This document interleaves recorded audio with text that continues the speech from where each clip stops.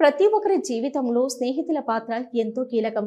ఆటపాటలు, చిల్లర పనులు, కష్టము సుఖము ఇలా ఏదైనా కానీ అన్నిట్లో మన వెన్నంటే ఉండి సపోర్ట్ చేసేది ఒక స్నేహితులు మాత్రమే.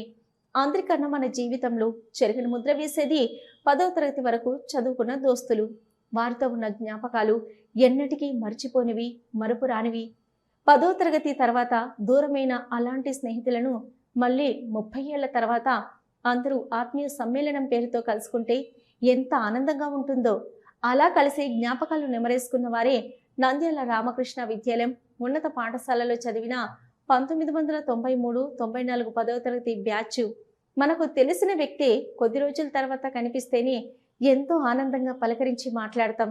అదే 10 సంవత్సరాలు కలిసి చదువుకొని ఆ తర్వాత ఉన్నత చదువుల కోసం ఎవరి గమ్యంలో వారు వెళ్ళి మళ్ళీ 30 ఏళ్ల తర్వాత ఒకచోట కలిసిన వారి ఫీలింగ్స్ ఎలా ఉంటాయో చెప్పనక్కర్లేదు.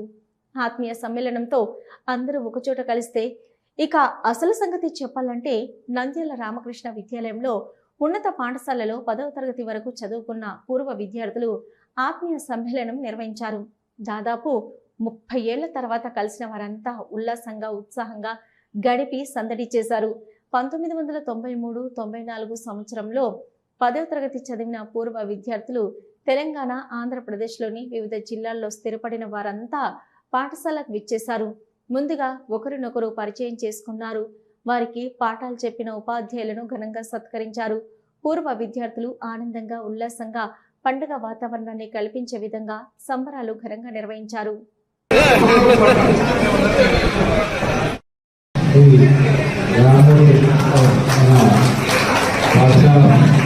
ప్రధానోపాధ్యాయులుగా పనిచేసినటువంటి శ్రీరామ సార్ గారిని